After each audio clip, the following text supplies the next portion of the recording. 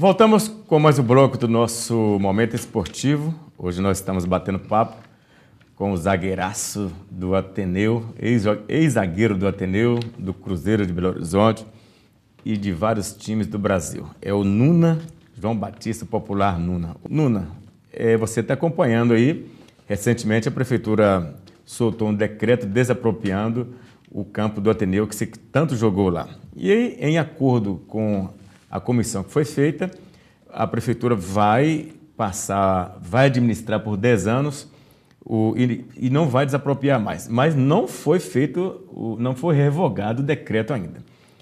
Eu queria que você falasse de tudo isso, desse tempo todo, Ateneu abandonado, cheio de mato, não tem time de futebol de base nenhum, não tem nada, uma estrutura daquela jogada lá. O que você acha de tudo? Você que começou sua carreira lá. É com tristeza a gente ver aquela situação do Ateneu. Eu lembro quando eu cheguei ali em 68, o Ateneu estava daquele jeito até hoje. Depois de passar anos, o Ateneu continuou naquela mesma estrutura, naquela mesma mesmice, porque aquilo foi choque de vaidade às pessoas. O Ateneu é de uma associação, não é de poucas pessoas. Então, eles acharam que eles seriam dono do Ateneu e esqueceram a categoria de base. É onde que fortalecia o futebol mineiro, que saiu vários craques do Ateneu, tanto Ateneu como Casimiro, para o futebol brasileiro, futebol mundial. Mas eles não, eles ficaram na mesmice, eles esqueceram que o futebol aí fora cresceu, que o futebol aí fora é tudo modernidade, que é tudo investimentos bons. Aqui não, aqui ficou parado no tempo. Como é que se explica uma cidade igual Patos, um pouco mais de 100 mil habitantes, tem 2 estádios fantásticos, agora 2 equipes na primeira divisão, porque o Mamoré já subiu, já tem o RT e agora o Mamoré. Como é que você explica isso? É vaidade ou falta de confiança em quem dirige? Uma primeira coisa é vaidade e a segunda, falta de confiança de quem dirige, porque as pessoas não mostram o caminho certo do futebol. Como tem que ser feito o futebol? O futebol necessita de base. Você tem que fazer uma estrutura a nível profissional, a nível, as coisas tudo profissionais. Pessoas, Rubens, que têm assim, conhecimento da área. Não, eles esquecem as pessoas que conhecem e colocam as pessoas que querem aparecer na mídia. Contratam um diretor esportivo que nunca jogou bola, que nunca foi lugar nenhum, esquece as pessoas que convivem com futebol. Um exemplo, eu sempre comento com os amigos meus, tem um diretor, igual uma pessoa, igual o Daí. Pô, um cara que jogou em Portugal, um cara que jogou no Brasil, no time grande, tudo. Um cara que jogou futebol e conhece o meio do futebol. Não. Eles colocam o Daí. O Daí vai ser o diretor de esporte. Eles só colocam o Daí. E eles querem coordenar as coisas por fora. Não, o que eles têm que fazer? O Daí, você toma as decisões e nós só assinamos. Eles fazem o contrário.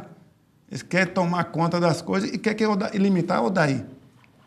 Então, o Daí não tem condição de fazer, realizar o que ele tem desejo. Porque você sabe que o Daí chegar em Cruzeiro, Botafogo, chegar em Portugal, eles vão receber primeiro o Daí, não o diretor de futebol. Ô, Nuna, tem uma crítica muito grande aí quando você fala que o cara nunca jogou futebol para ser diretor. O gerente de futebol do Cruzeiro, ele nunca foi jogador de futebol. Guilherme Mendes, ele é jornalista. Isso, mas tem um detalhe, Rubens. O do Atlético também não. Isso eu concordo com você. Mas ele ouve as pessoas que jogou. Que passaram por Ele procura informação. Ele fala assim, poxa, eu não sei isso. Ele vai nas pessoas, não, você faz isso. Ele é direcionado, ele não é besta. Então, em questão de você jogar sim ou não, isso é uma coisa normal. Mas você tem que saber ouvir quem jogou. Você tem de procurar informação. Antigamente, a gente tinha as famílias, como você começou a citar aí. Rebelo e Melo. E Melo.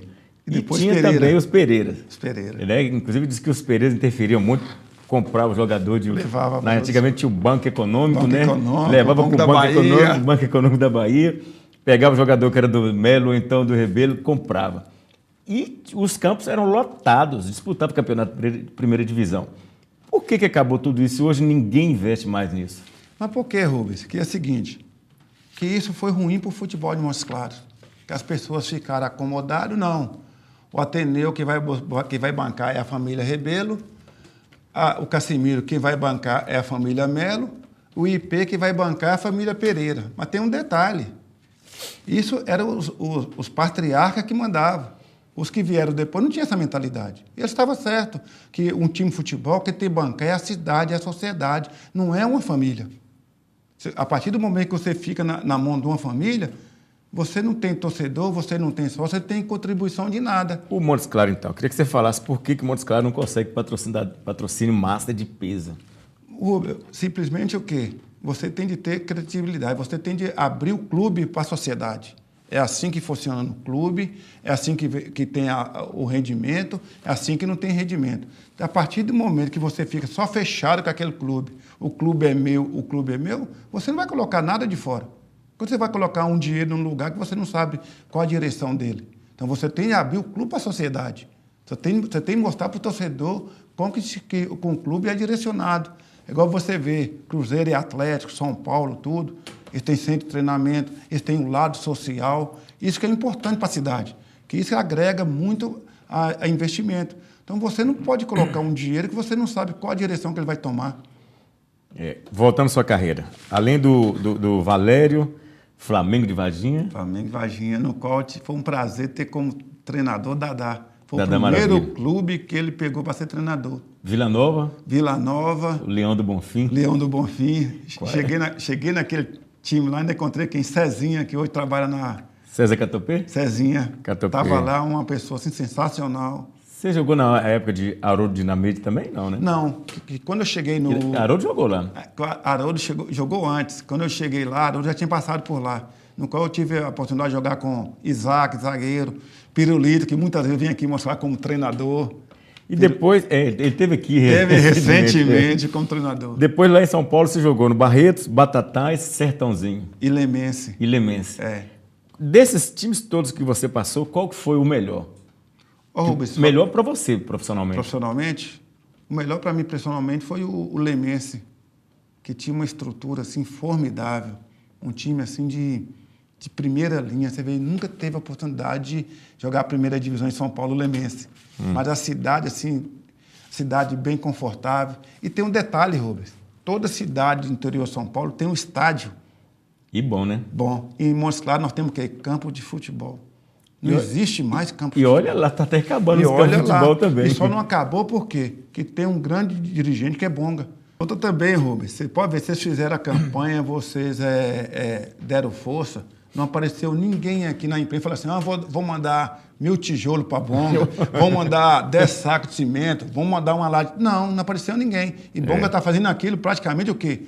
Do bolso dele e do Cassimiro, das coisas ilimitadas. Então a gente tem que bater palma para essas pessoas. E é verdade. Eu quero agora um momento triste na sua carreira. Faltando uma semana para mim viajar para a Espanha, a contusão que eu tive do meu joelho. Essa foi uma coisa que você olha assim, você olha para trás, tudo vai água abaixo. Mas tudo, Rubens, a gente tem de entender que Deus tem um propósito na vida de cada um. O momento melhor que você achou na sua carreira? O melhor momento... Inesquecível. Inesquecível, quando eu fui para o Cruzeiro. Chegar lá, Rubens, você olha assim, naquela toca da Raposa 1, tinha mais ou menos uns 200 meninos para fazer teste, para falou, estou no céu. Você olha assim, e você olhava assim, reparava, você tinha muitas pessoas, meninos craques, diferentes. Saiu uma lista de 206, eu estou no meio dos 6. Quem foi seu melhor amigo no futebol? Denarte. Nós começamos juntos, começamos assim, eu com 10 anos, ele com 12, no Ateneu, no Colégio São José, pro Ateneu. Então você acompanha sempre essas pessoas, e sempre nós estamos juntos. Nós ficamos separados assim, mais ou menos uns 15 anos de futebol. Eu disse que tornou voltar, nós estamos no Troféu Bola Cheia juntos há 12 anos. E para encerrar, o melhor técnico que você trabalhou? O Strick. O melhor técnico, não foi um técnico, não foi um pai. São pessoas que estão faltando... E o pior? O pior treinador que eu tive, assim, que não, a gente via que não tinha condições de estar naquele lugar, foi Orlando Bianchini, treinador do Apucarana. Tá certo. Não, tem que ser outro programa para a gente bater um papo mais bacana. Será um prazer, nós estaremos sempre à disposição, tanto para o esporte, como também assim, nós tentar melhorar o esporte de Montes Claros. O futebol e o esporte de Montes Claros só melhora com pessoas que têm conhecimento na área e de causa. Nosso programa está chegando ao final e tem um oferecimento da Carine Lessa Confecções. Um abraço a todos e até o próximo programa.